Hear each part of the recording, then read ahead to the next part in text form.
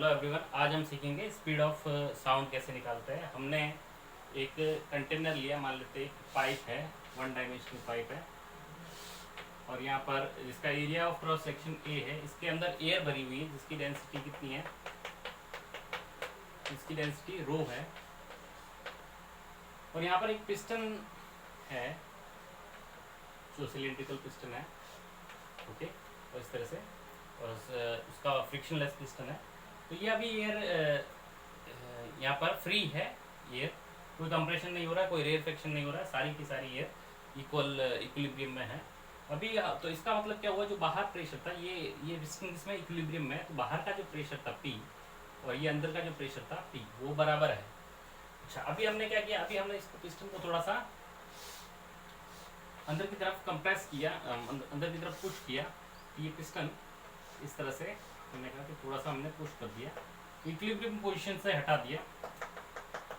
तो ये जो एयर थी यहाँ पर क्या हो जाएगी, कंप्रेस हो जाएगी। तो ये कंप्रेस्ड एयर है, ये एयर कंप्रेस हो जाएगी, यहाँ कंप्रेशन बन जाएगा। कंप्रेशन की वजह से तो यहाँ पर प्रेशर पहले P था तो अभी P रहेगा, लेकिन यहाँ पर प्रेशर हमने कंप्रेस कर दिया तो बढ़ गया प्रेशर हमारे पास बढ़ गया। तो हम कितना हुआ, मान लेते हैं P प्लस BP हो गया प्रेशर, P प्लस DP।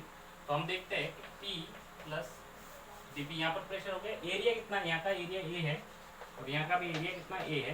तो इस पिस्टन पे कितना, या फिर इस एयर पे कितना, इस एयर की बात कर रहा हूँ जो कंप्रेस्ड है, इस पे फोर्स कितना लग रहा है। यहाँ पर force is equal to pressure into area. यहाँ पर प्रेशर कितना ए P है तो फोर्स कितना लगेगा P इंटू ए। यहाँ पर प्रेशर कितना P प्लस DP, तो फोर्स कितना लगेगा P plus DP into a. तो नेट फोर्स कितना लग गया, मैंने मान लेते हैं net force F net EF net is equal to ये वाला फोर्स माइनस ये वाला, बड़ा माइनस छोटा, तो P प्लस DP इंटू ए माइनस P इंटू ए, राइट वाला माइनस लेफ्ट वाला। तो टोटल राइट वर्ड फोर्स लगा, PA से PA कट गया तो हमारे पास EP इंटू ए, हमारे पास BF नेट बन गया। तो एक इक्वेशन हमारे पास ये आ गई, DP इंटू ए, ये नेट फोर्स लगेगा। अब नेट फोर्स किसके बराबर होता है, मास इंटू एक्सेलरेशन के बराबर होता है। तो मान लेते हैं इसका मास कितना है, इसका मास मान लेते हैं dm है और ये लेंथ कितनी है dx है। dx अगर मान लेते हैं कि इसकी वेलोसिटी, ये जो कंप्रेशन जाएगा उसकी वेलोसिटी कितनी होगी, जो ये साउंड वेव ट्रैवल करेगी उसकी वेलोसिटी v मान लेते हैं। तो ये v अगर इसकी स्पीड मान लेते हैं, v हमने स्पीड मान ली, तो v is equal to let say इसका टाइम इसको लग गया dt टाइम लग गया यहाँ से यहाँ पर पहुँचने के लिए, यहाँ से यहाँ तक पहुँचने के लिए, या फिर आगे ट्रैवल करने के लिए कितना टाइम लगा, dt ट्रैवल टाइम लगा। तो v को हम लिख सकते हैं dx बाई dt, तो dx को हम लिख सकते हैं v dt। तो एक इक्वेशन हमारे पास ये है dx is equal to v dt, और एक इक्वेशन है second equation dp into a, force is equal to dp into a. तो ये सारी चीज नोट करेंगे, ये अच्छे से क्लियरली आप नोट करेंगे। ये डेंसिटी है, डेंसिटी कितनी है, रो है।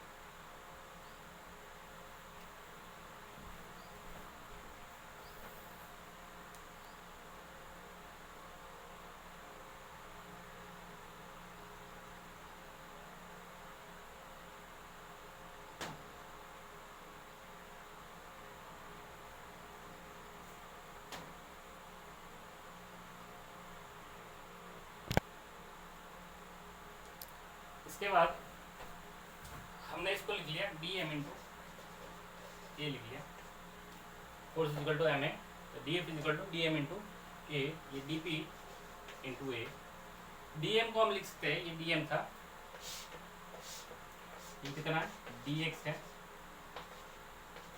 और इसकी डेंसिटी कितनी है, इसका एरिया a है, डेंसिटी रो है। तो dm को हम लिख सकते हैं mass is equal to density into volume, density into volume dv capital V into a is equal to dp into a. यहाँ से dv को लिख सकते हैं a into dx, a into dx, volume को लिख सकते हैं एरिया इंटू dx, तो हमारे पास ये टोटल वॉल्यूम हो गया, इंटू ए, स्मॉल a को लिख सकते हैं dv by dt is equal to dp into a से ये कैंसिल हो गया। तो हमारे पास क्या बचा, dv रो, हमारे पास dx by dt into D we is equal to D P D x by D T. D X चला कितने टाइम में, डी टी में, तो कितना हो गया, d x by D t क्या हो गया, वी हो गया हमारे पास। तो rho we into D we is equal to D p. तो इसको फर्दर हम करेंगे, तो यहाँ से अगर मैं इसको rho we into D V लिखा है, रो वी मैं वापस लिख रहा हूँ, D we is equal to हमारे पास कितना हो गया, डी पी। इसको ऊपर नीचे v से मल्टीप्लाई करता हूँ, रो वी डी वी को मैंने ऊपर नीचे v से मल्टीप्लाई किया तो कोई फर्क नहीं पड़ेगा, तो हमारे पास ये डी पी आ गया हमारे पास। तो ये रो वी इंटू वी ये इधर ही रखते हैं, तो rho we into rho v square into D v by v is equal to हमारे पास कितना हो गया, डी पी। तो फर्दर इसको इक्वेशन को मैं नीचे लिख रहा हूँ यहाँ पे, तो rho v square is equal to D P divide by d v by small v. ये डी वी बाई वी है, स्मॉल वी वेलोसिटी है, change in velocity divide by velocity, तो डी वी बाई वी है। तो equation को हम बोलेंगे third equation, इस इक्वेशन को हम नोट करेंगे, ये सारा चीज़ हम नोट करेंगे यहाँ से यहाँ तक, यहाँ से फिर यहाँ तक, और ये फर्दर ये पहले वाली चीज़ें हैं, इक्वेशन थर्ड बोल दिया, इसको नोट करेंगे।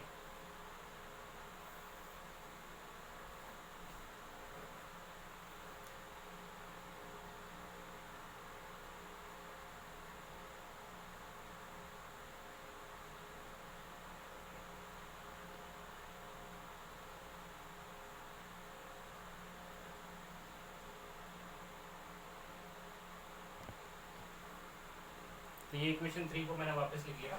अब ये डी वी बाई वी है, हम कैपिटल डी वी, ये change in velocity divide by velocity है, तो capital d v divide by v की हम बात करें, कैपिटल डी वी तो हमारे पास a into d x, area into d x को हम लिख सकते हैं, और चेंज इन वॉल्यूम है तो हमारे पास इसको वी को लिख सकते हैं ए इंटू डी एक्स को वी डी टी लिख सकते हैं, वी डी टी लिख सकते हैं, डिवाइड बाय वी को लिख सकते हैं ए वी डी टी। तो हमारे पास इसको हम लिख सकते हैं ए बाहर निकाला कांस्टेंट है, डी वी डी टी को बाहर निकालो तो डी वी हो गया, divide by a v d t. तो हमारे पास ए से ए कट गया, डी टी से डी टी कट गया, तो हमारे पास small d v by v बन गया, कौन सा, capital d v by v. इसको इक्वेशन 4 बोल दिया और पुट कर दिया इसमें इक्वेशन में, put equation 4 in equation third में पुट कर दिया, तो हमारे पास rho small v square is equal to D p by इसको d capital v by small v कर दिया। तो ये क्या है, इधर खाली माइनस का है, हमने माइनस लेके नहीं चले, हमने मैग्नीट्यूड लेके चले हैं, तो हम इस चीज़ को क्या लिख सकते हैं, ये क्या है, बल्क मॉडुलस है। तो ये किस चीज़ के बराबर है, इसका मैग्नीट्यूड किसके बराबर है, बल्क मॉडुलस के बराबर है। कंप्रेशन हुआ तो v ऑलरेडी नेगेटिव, तो इसको हम यहाँ पर माइनस लिखेंगे, v ऑलरेडी नेगेटिव है, तो हम ये अंडरस्टूड है, तो हमारे पास यहाँ से rho v square is equal to, तो हम नेगेटिव लेके ही नहीं चले, मैग्नीट्यूड ही लेके चले, इसलिए हमारे पास नेगेटिव नहीं आया, तो rho v square is equal to किसके बराबर आ गया, बल्क मॉडुलस के बराबर। ये भी है बल्क मॉडुलस, अगर माइनस होता, और अंडरस्टूड है कि ये नेगेटिव है, तो ये माइनस ऑलरेडी है, तो हमारे पास rho v square is equal to b, v कितना आ गया, वी आ गया speed of sound b by rho का स्क्वायर, तो हमारे पास क्या आया, बी बाई रो। बी क्या है, बल्क मॉडुलस, और रो क्या है, density of that material, air है तो एयर है, वाटर तो वाटर है, बी इसका बल्क मॉडुलस, और रो क्या है, उसकी डेंसिटी का स्क्वायर रूट, तो V is equal to B by root का स्क्वायर रूट। ये हमें फॉर्मूला याद रखना है, ये था डेरिवेशन, नोट करेंगे।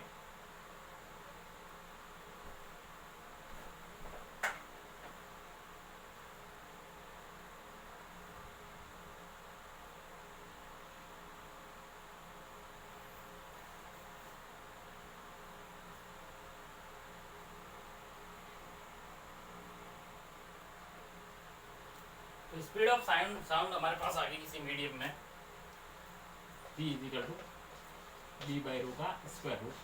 अब न्यूटन ने क्या किया, न्यूटन ने अपना एक फॉर्मूला दिया, न्यूटन्स फॉर्मूला। उसने बोला कि न्यूटन ने कुछ पर्टिकुलर वेलोसिटी ऑफ साउंड निकाला, उसने बोला, न्यूटन ने बोला the propagation of sound in gaseous medium gaseous medium is isothermal process, isothermal process। तो उसने बोला कि तो गैसियस मीडियम में जो है साउंड ट्रैवल कर रही है वो कैसा प्रोसेस है, आइसोथर्मल प्रोसेस है। मतलब उसकी ट्रैवलिंग पे जो टेम्परेचर है वो कांस्टेंट है, टेम्परेचर क्या है, कांस्टेंट रहेगा। तो और ये गैसेस है तो इसका मतलब हम बात कर सकते हैं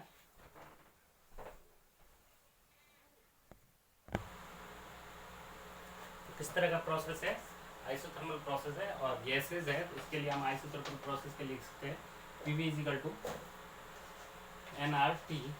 टेम्परेचर कांस्टेंट है तो ये चीज़ कांस्टेंट हो गया, तो ये सारा चीज़ कांस्टेंट हो गया। पर्टिकुलर मोल्स के लिए R कांस्टेंट है, T कांस्टेंट है, तो PV is equal to constant. मैं डिफरेंशिएट कर दूं दोनों तरफ तो यहाँ पर कितना हो जाएगा, 0 हो जाएगा। और ये हो जाएगा अगर V को कांस्टेंट मानो VdP plus P dV is equal to constant का डिफरेंशिएशन 0। यहाँ से मैं लिख सकता हूँ VdP is equal to minus P dV। यहाँ से dP VdP नेगेटिव इधर लिया और dV को मैंने इधर भेज दिया is equal to minus is equal to P हो गया हमारे पास। तो माइनस VdP बाई dV ये क्या है, ये बल्क मॉडुलस है, माइनस VdP बाई dV। तो यहाँ से ये चीज़ क्या मिला, B is equal to P। इसका मतलब P इज इक्वल टू हमारे पास B की जगह क्या पुट करना है, P पुट करना है, P की जगह प्रेशर आएगा। तो बल्क मॉडुलस इस केस में आइसोथर्मल प्रोसेस में बल्क मॉडुलस किसके बराबर हो जाता है, प्रेशर के बराबर हो जाता है। तो हमारे पास यहाँ पर B की जगह P रख देंगे, P बाई रो। तो वेलोसिटी कितनी हो जाएगी हमारे पास, स्पीड कितनी हो जाएगी, B बाई रो की जगह B कितना हो गया, P बाई रो। P को हम वापस गैस इक्वेशन यूज करके nRT by PV is equal to nRT use करके E बाई रो की वैल्यू निकाल सकते हैं। तो ये नोट करेंगे अभी।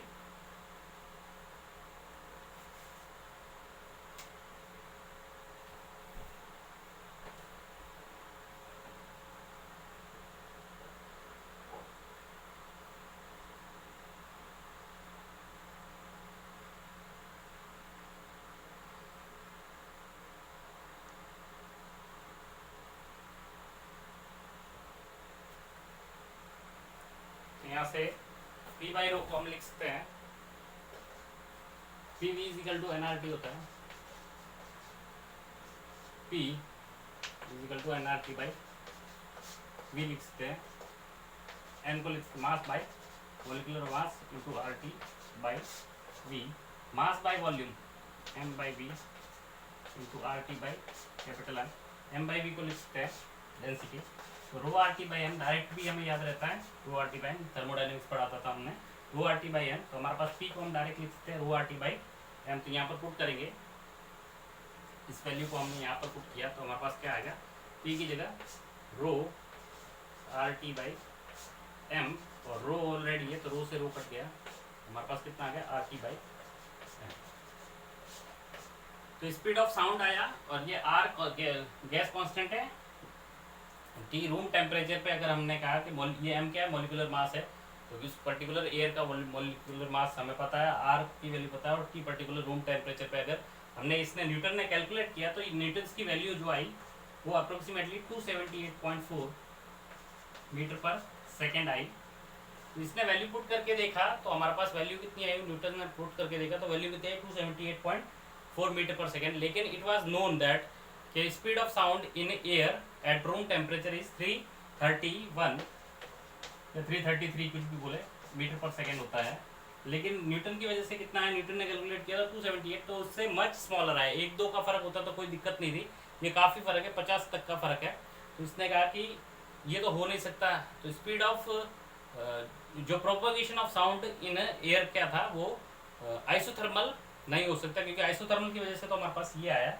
तो इसकी वजह से लाप्लास ने एक करेक्शन किया, एक लाप्लास साइंटिस्ट था, उसने करेक्शन किया कि ये जो न्यूटन था उस पर उसने करेक्शन किया कि जो प्रोपोगेशन ऑफ लाइट है, sorry propagation of sound in air है वो आइसोथर्मल प्रोसेस ना होके एडियाबेटिक प्रोसेस होता है। तो वो अब हम पढ़ेंगे, तो ये नोट करेंगे। इससे न्यूटन की वजह से कितनी वैल्यू आई 278.4 आया, लेकिन एक्चुअल वैल्यू क्या आती है 331 मीटर पर सेकेंड होती है। तो इसकी वजह से न्यूटन का ये जो फॉर्मूला है ये फेल हो गया, ये आइसोथर्मल प्रोसेस ना होके लाप्लास ने बोला कि एडियाबैटिक प्रोसेस होगा। तो हम लाप्लास करेक्शन पढ़ेंगे, तो ये नोट करेंगे।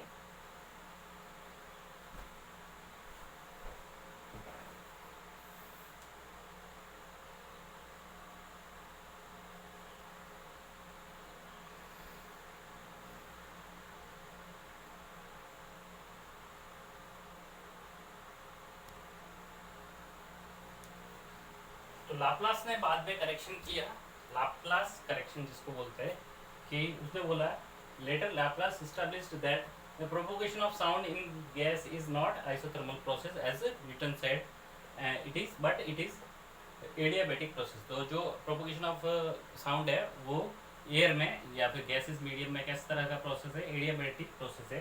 तो एडियाबैटिक प्रोसेस पी वी की power gamma is equal to constant, ये प्रोसेस है, ये एडियाबैटिक प्रोसेस की इक्वेशन है, पी वी की power gamma is equal to constant. Okay, ये थर्मोडायनेमिक्स में हम पढ़ चुके हैं। अगर मैं इसको डिफरेंशिएट करता हूँ तो वी की पावर गामा को कांस्टेंट मानो तो क्या हो जाएगा, डी पी प्लस पी को कांस्टेंट मानो तो इसका डिफरेंशिएशन गामा पी की power gamma minus one is equal to constant का डिफरेंशिएशन जीरो आ जाएगा। तो हमारे पास v की power gamma into D P is equal to minus P minus gamma P V की पावर गामा माइनस वन। तो यहाँ से गामा माइनस वन को यहाँ पर डिवाइड कर देता हूँ, तो चीज हो जाएगी हमारे पास v की power gamma into D P divide by v की power gamma minus one. Okay, gamma आ गया ओके, नो प्रॉब्लम। पी था गामा आ गया गामा माइनस वन हो गया। यहाँ से वी की power gamma minus one D P is equal to minus gamma P, minus को इधर लेके आया।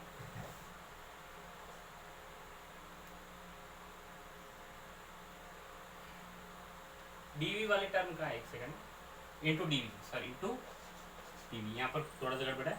तो ये हमने किसको कांस्टेंट माना, इसको कांस्टेंट माना, वी की पावर गामा को, वी की पावर गामा को बाहर लिया तो डीपी हो जाएगा डिफरेंशिएशन प्लस, अभी पी को कांस्टेंट माना तो पी को कांस्टेंट माना तो इसका डिफरेंशिएशन गामा आगे आ गया और एक पावर कम हो गया gamma minus one into d v का डिफरेंशिएशन, वी का डिफरेंशिएशन डीवी।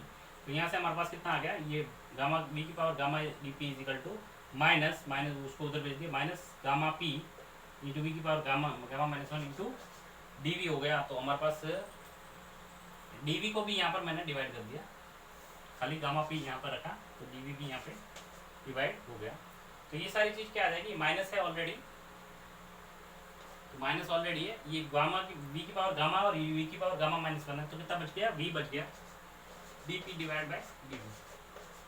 तो ये क्या है, ये बल्क मॉडुलस है और किसके बराबर है, माइनस गामा पी के बराबर। तो ये बल्क मॉडुलस किसके बराबर आ गया, गामा पी के बराबर आ गया। तो ये डायरेक्ट याद रखना है, आइसोथर्मल प्रोसेस में बल्क मॉडुलस प्रेशर के बराबर होता है। अगर डायरेक्ट याद होता है तो हमें डिराइव करने की जरूरत नहीं होती, और ये डेरिवेशन है हमारे पास। आइसोथर्मल प्रोसेस में बल्क मॉडुलस किसके बराबर होता है, आइसोथर्मल में पी के बराबर होता है, प्रेशर के बराबर, और एडियाबैटिक प्रोसेस में बल्क मॉडुलस गामा पी के बराबर होता है, गामा टाइम्स पी होता है, एडियाबैटिक एक्सपोनेंट इंटू पी क्या प्रेशर। तो हमारे पास गामा पी हम पुट कर देंगे, ये नोट करेंगे। तो इसके बाद में स्पीड ऑफ साउंड हम निकालते हैं, तो ये सारी चीज नोट करेंगे।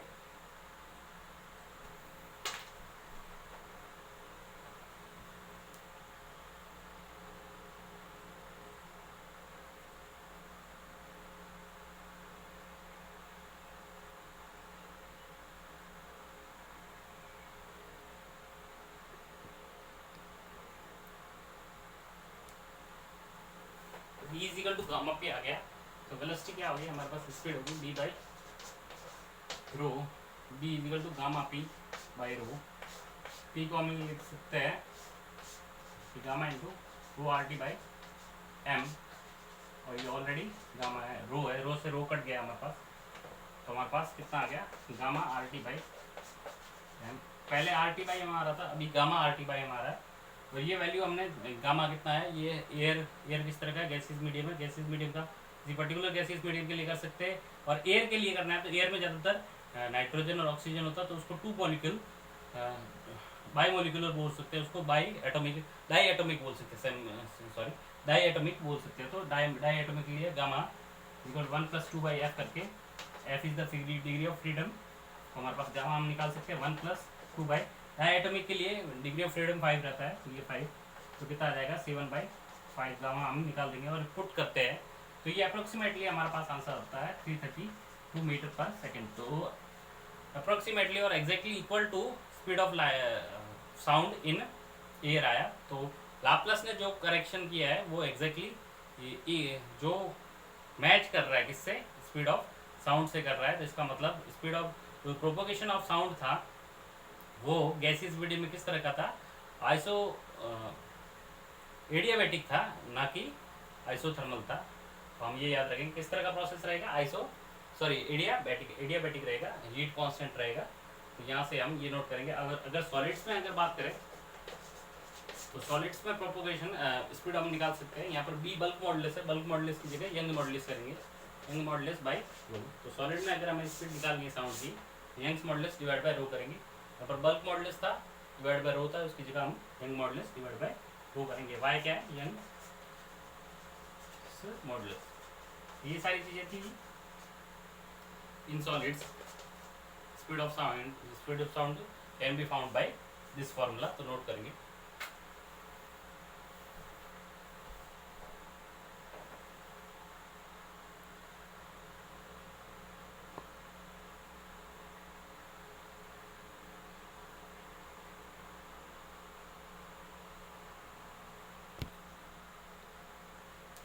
अब हम बात करते हैं कुछ फैक्टर्स की जो स्पीड ऑफ साउंड को अफेक्ट करते हैं। Factors affecting speed of sound in atmosphere में जो फैक्टर्स अवेलेबल है। टेम्परेचर का फॉर्मूला है हमारे पास V = हमारे पास स्पीड का फॉर्मूला है गामा RT/m।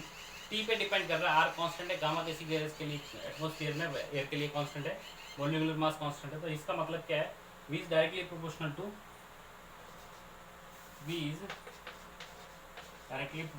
√T। तो यहाँ से as T increases V will increase. ये क्या है, स्क्वायर रूट वाला प्रोपोर्शनल है। और अगर इफ टेम्परेचर बहुत, अगर हम बात करें कि for small change in temperature, अगर बहुत कम एक डिग्री का टेम्परेचर राइज करें बहुत धीरे धीरे, तो then above the room temperature V increases linearly. अभी हम ये फॉर्मूला भी डिराइव करेंगे कि V किस तरह से इंक्रीज लीनियरली करेगा, bye 0.6 metre per second for every 1 degree rise. अगर 1 डिग्री रूम टेम्परेचर से अबव 1 डिग्री करते जाए तो 0.6 मीटर का लीनियर राइज होगा। लीनियर राइज मतलब पहले 1 डिग्री के लिए 0.6, उससे नेक्स्ट 1 डिग्री के लिए भी 0.6 मीटर पर सेकेंड का राइज होगा। तो ये याद रखेंगे। तो पहला है फैक्टर इफेक्ट ऑफ टेम्परेचर। उसके बाद हम ह्यूमिडिटी पढ़ते हैं, प्रेशर की बात करते हैं, डेंसिटी की बात करते हैं, नोट करेंगे।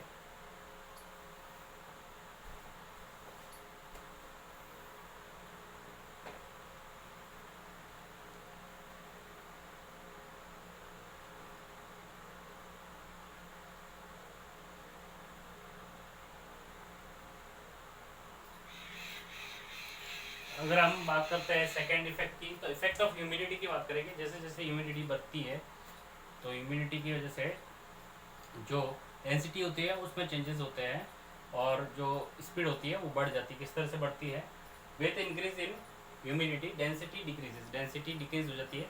Reason being this is because the molar mass of the water vapour, जो मॉइस्चर बन जाता है ह्यूमिडिटी में, वाटर वेपर बन जाती है। वाटर वेपर्स का जो मॉलिक्यूलर मास होता है वो कम होता है as comparison to the air. तो उसकी एयर की जगह पर कौन रिप्लेस करता है, वो जो मॉइस्चर रिप्लेस कर देता है उसको, एयर को।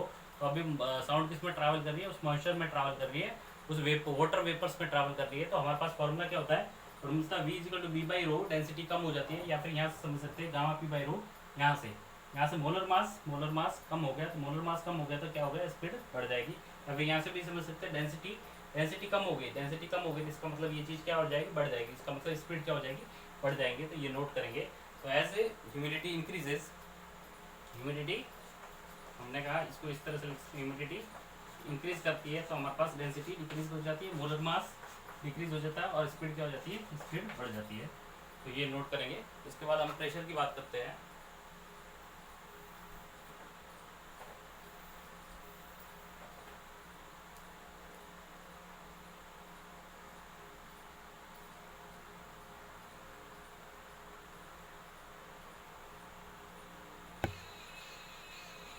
तो थर्ड की बात करते हैं, इफेक्ट हमारा, इफेक्ट ऑफ प्रेशर।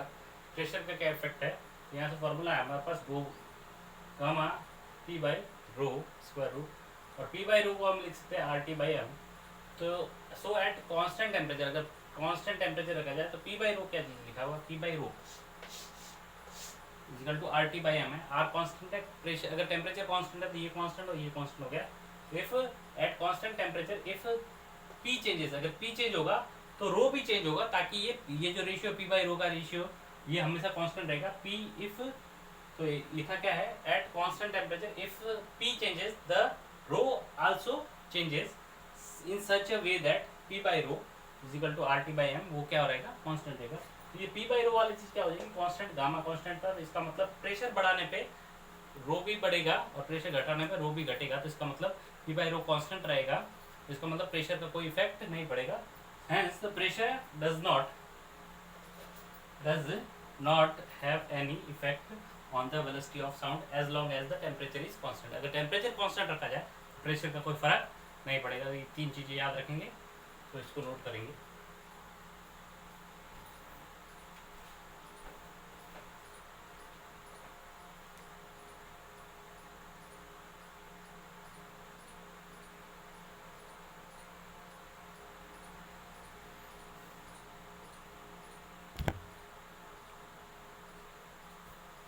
बेस्ड हम एक क्वेश्चन करते हैं। हमारा क्वेश्चन है, if the speed of sound in oxygen is 450 metre per second, then what will be the speed of sound in hydrogen at the same temperature pressure. Same temperature और pressure पे hydrogen में कितनी speed होगी। अब हमें पता है oxygen भी डायटोमिक है और हाइड्रोजन भी डायटोमिक है, तो इनका गामा क्या रहेगा, गामा सेम रहेगा, तो कितना रहेगा 7/5 या फिर 1.4 रहेगा। हमें गामा की अभी जरूरत नहीं, गामा हमें सेम है, तो वेलोसिटी क्या होती है, gamma R T by M. Gamma same है, आर कांस्टेंट है, टेम्परेचर सेम है, तो एम पे डिपेंड करेगा, तो V is inversely proportional to root of M. हमारे पास वी हाइड्रोजन का निकालना है और वी ऑक्सीजन, तो हमारे पास क्या आ जाएगा, इनवर्स रिलेशन है, तो हमारे पास m oxygen divide by m hydrogen. m oxygen का कितना है 32 डिवाइड बाय 2 कितना आएगा 16 का स्क्वायर रूट 4, तो 4 टाइम्स आ जाएगा, तो 450 इंटू 4 आ जाएगा, तो ये 1800 आ जाएगा मीटर पर सेकेंड। यहाँ से निकाल सकते हैं 1800 मीटर पर सेकेंड ऐसे आ जाएगा। तो VH2 कितना आ जाएगा 1800 मीटर पर। तो इस तरह से हम क्वेश्चन करेंगे, सिंपल से क्वेश्चन, फॉर्मूला बेस्ड क्वेश्चन है, नोट करेंगे।